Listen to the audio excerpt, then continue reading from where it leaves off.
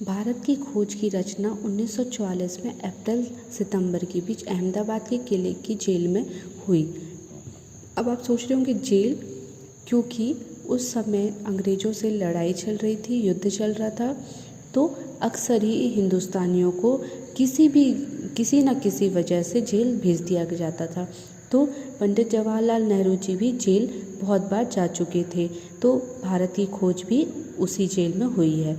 यह पुस्तक 9 अगस्त 1942 से 28 मार्च 1945 के बीच के अपने साथियों और सहबंदियों को समर्पित की गई है। तिथियों का यह चुनाव संयोगबद्ध नहीं है, बल्कि उस दौर की घटनाओं के प्रति नेहरू के गहरे सरोकार की ओर इशारा करता है। पुस्तक की भूमिका में नेहरू ने कारावास के अपने इन साथियों को बहुत सम्मान से स्मरण किया है।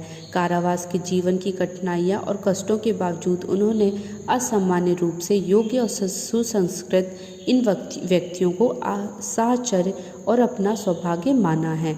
अब हमने बुक के बारे में जान लिया, अब हम शुरू करते हैं। तो पहला टॉपिक है अहमदनगर का किला। अहमदनगर का किला 13 अप्रैल 1944। यह मेरी 9वीं जेल यात्रा थी। हमें यहाँ आए 20 महीने से भी अधिक समय हो चुका था।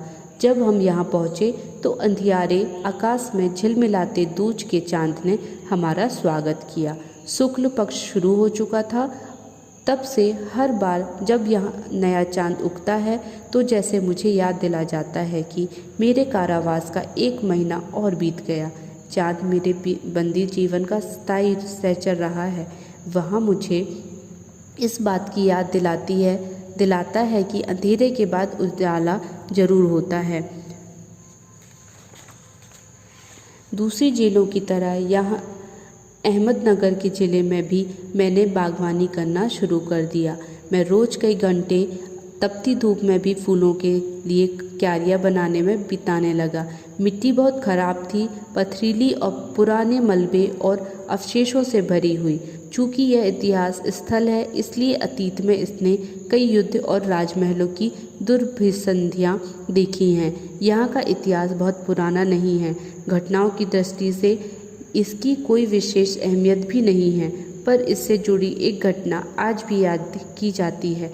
यह घटना है चांद बीबी नाम की एक सुंदर महिला के साहस की कहानी, जिसने इस किले की रक्षा के लिए अकबर की शाही सेना के विरुद्ध हाथ में तलवार उठाकर अपनी सेना का नेतृत्व किया था। पर अंत में उसकी हत्या उसके अपने ही एक आदमी के हाथों हुई।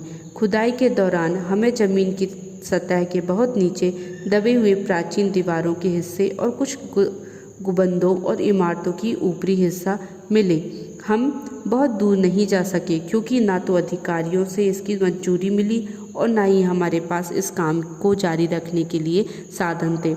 अब मैंने कुदाल छोड़कर हाथ में कलम उठा ली है, पर मैं जब तक आज़ाद नहीं हो जाता और कर्म के माध्यम से वर्तमान को अपने अनुभव का हिस्सा नहीं बना लेता, मैं उसके बारे में नहीं लिख सकता। ना ही पैगंबर की भूमिका अख्तियार कर मैं फ़िलहाल भविष्य के बारे में लिख सकता हूँ। बचा रहता है अतीत, पर मैं उसके बारे में भी किसी इतिहासकार या विद्वान की तरह विद्वतापूर्ण शैली से नहीं लिख सकता। मैं पहले की ही तरह अपने आज के विचारों और क्रियाकलापों के साथ संबंध स्थापित करके ही उसके बारे में कुछ लिख सकता हूँ। गेटे ने एक बार कहा था कि इस तरह का इतिहास लेखन अतीत के भारी बोझ में से सीमा तक राहत दिलाता है।